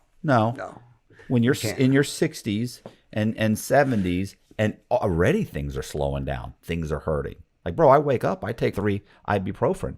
Like, if I don't take them, I know it during the day. No shit. Yeah, I know when my back hurts and this hurts and your knee and your body aches and little things like you already start to know. My eyes, I have problems with my eyes. I have astigmatism and my eyes are not what's going on and I'm forgetful. Like there's all kinds of shit that's going on. The memory is the worst. Like I said, well, at least I have an excuse. I got a bruise. And I mean, I used to be as sharp as a tack. You tell me something, I'm not going to forget. Right. I'm like the proverbial elephant. And now, like I said, I can remember shit from when I was a kid. Right. But something that maybe happened 2 days ago, I can't remember. I do that all the time. I'm having a conversation and I'll ask my wife something twice and she'll go, I just told you this. And she'll look at me like, you're not even paying attention. And I'm thinking, no, I was paying attention. I just don't remember what happened 3 minutes ago. I can't. So. Yeah, it's like, what I want to say. People want to think that you're like zoned out, or you're not listening. Or you're being to a jerk or something. It's like right, and it's like, no, I'm really, I just, I'm genuinely interested in the conversation. I just can't remember that your buddy's name. Right. You've said 70 names. I can't remember any of them. So anyway, Do you remember Rodney though? I remember Rodney Dangerfield, Right. that guy. But you don't remember Gary Tapp. But you remember Rodney Dangerfield. But I don't need to know Gary. Right. And I mean, I hope he's still around. But you got to remember, at that time, so that's, what did we say, 99? I think Gary was in his 60s at that time. So, if, hopefully he's still alive. But, I mean, he's got to be 85, maybe 90. I mean, my dad's 84, just turned 84. I was going to say, so my story, right? Like, when I took off. So I took off on the run with that chick, Becky. Right. So Becky worked for a law firm in Las Vegas. Rodney Dangerfield was the lawyer she worked for there. Rodney Dangerfield was his lawyer. She goes, so he would call up. This was before he died, obviously. He would call up, and she said, he sounds just like that. He was like, hey, this is Rodney Dangerfield. I'm calling for Jimmy. And they'd be like, and she'd be like, okay, hold on. She said he was exactly like he. And I get no respect. Yeah. He was And hilarious. the thing, like, I just always picture Gary, because I remember Rodney Dangerfield doing it with those freaking, whatever you call those elastic. Yeah, 1970s. Not latex. Like leisure pants. I always think it's kind of a leisure There you suit. go. Leisure. There you go. Yeah, leisure suit. Polyester. Yeah, well, that's, yeah. Polyester stretch pants and the colors, dude.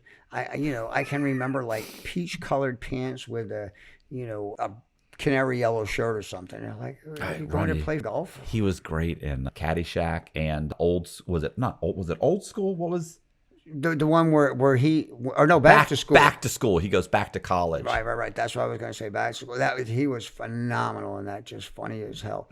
That's, and I said, I'm looking through, what do you call it? Brett's credits, for the shit that he's done, the producer that I know. Right.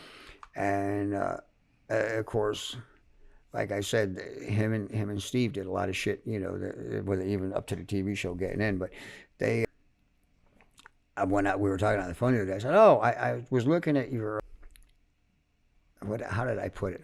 I think I used a fucked up word like stats or something. Right. And he goes, what do you mean stats?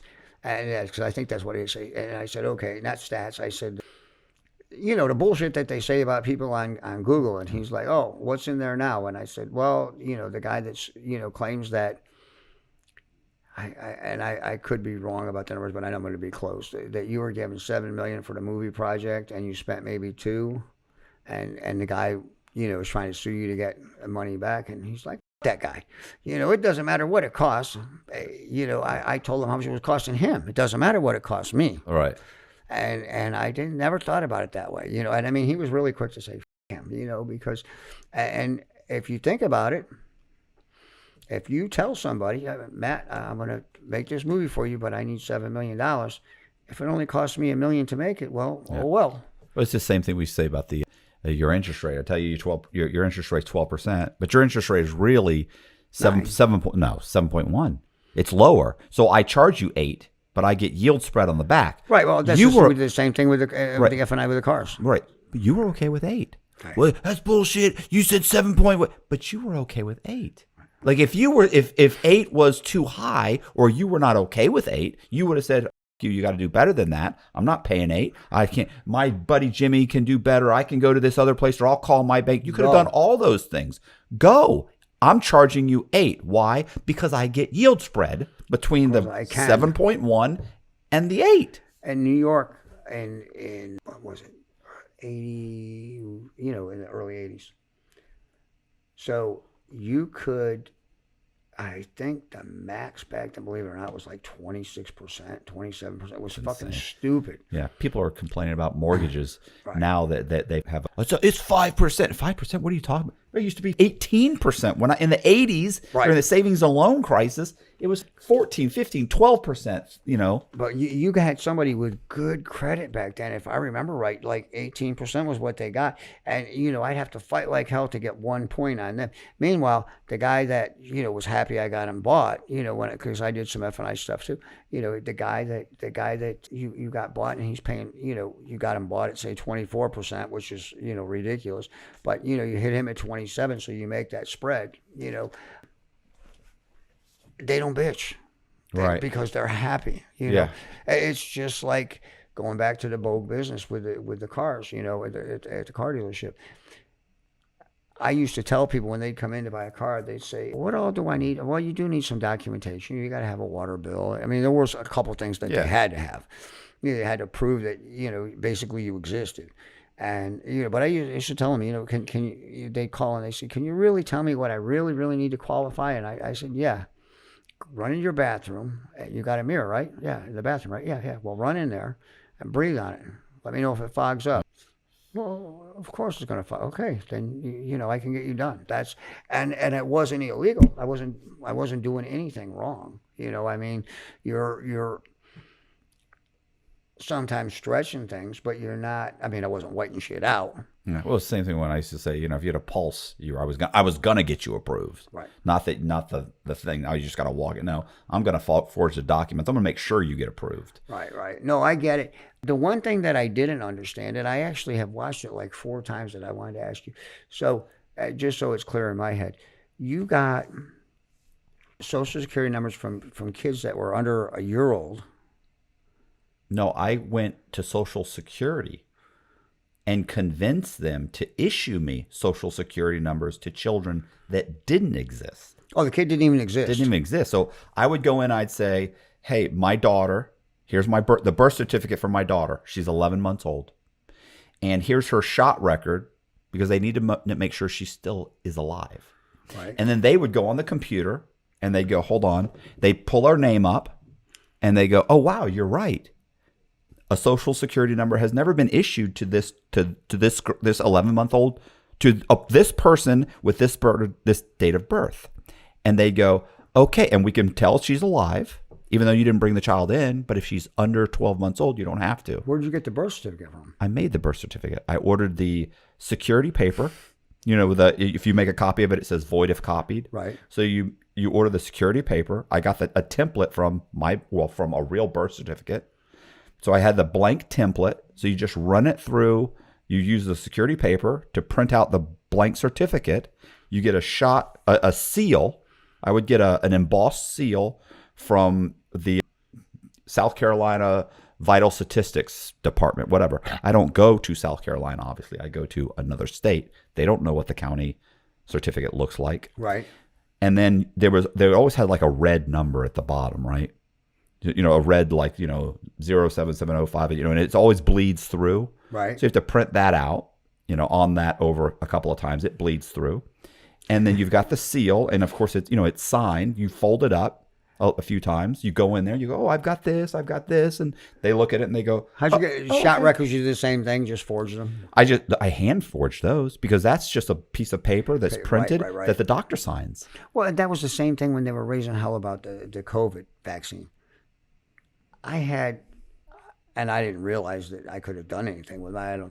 But I guess people were actually paying for those cards saying that you got your shot. Right. Anybody could make those cards. Yeah, you print them out and sign them. Like I had there's a no whole stack of database. them. There's no database. Right. I had a whole stack of them, and I don't remember how the hell I ended up with them, but Well, I had a whole stack of those. I would go in. They'd run the kid. They look at the kid's number or kid's information. They check to make sure that your driver's license, that you were who you said you were. Like they put your information in, your social security number was issued, and then they would issue the new social security number under you as the father. Had this child provide the documents, has an 11-month-old girl. And keep in mind, once I would start to go into the DMV and get driver's licenses in other people's names, now they're not even being pulled under Matthew Cox. They're being pulled under, Scott Smith or John, Thompson or Bill, whatever. So these homeless guys that I'm now impersonating have 3 kids, 4 kids, 2 kids. Now, didn't you ever... I mean, what would happen if one of those homeless people, you took their IDs if they died? Yeah, I mean, that was always my concern. I was always trying to figure out how. What I did was I started melding. First of all, I did multiple things. One, I figured out how to just go in to an attorney. You pay him $1,500, he'll change your name. So I've stolen your ID. I change your name.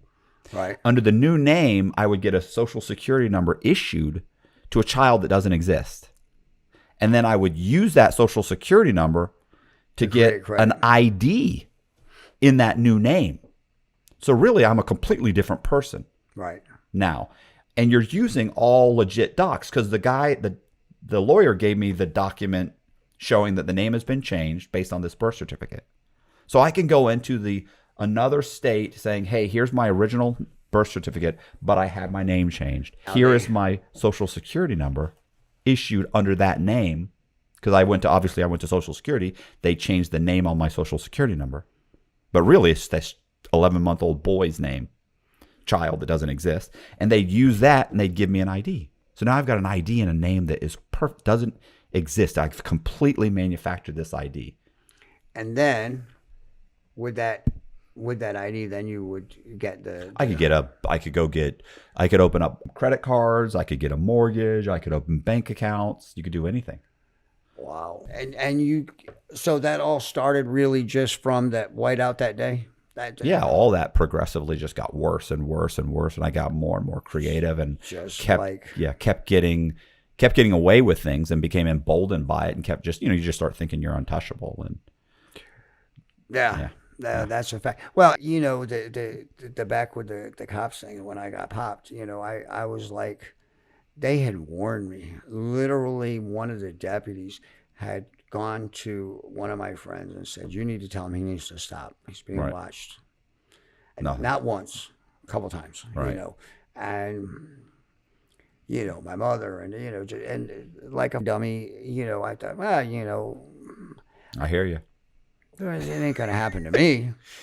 So, but, I mean, the upshot is, I did go sit for whatever, I think it was less than 30 days. I mean, I don't think 2.5, 3 weeks, maybe 3.5 weeks, whatever it was. I know it was less than 30 days because I remember watching, I was just before the first of the year. I got arrested on the 29th of December, and I was out for the Super Bowl, which I believe was in January. I'm almost positive. I know I watched, I think only one weekend, maybe 2 weekends of football playoffs. So it wasn't, it was not a pleasant experience. Don't get me wrong. It's not like something I recommend for anybody. It wasn't enjoyment, but you do get institutionalized quick, though. I mean, even in that short amount of time, I had gotten used to it. I mean, it was like, okay, I got to get up a certain time. I go to bed at a certain time, whatever. I mean, the lights are going to go off. I can't turn them back on. I've got to wait for these morons to turn them on. And you had your little emergency buzzer. If something happened during the night, you buzz it. Having the cardiac issues, I did worry, what the fuck if something happens, you're going to be dead. They're not going to, they're not going to take care of you. So what do you think of my whole story?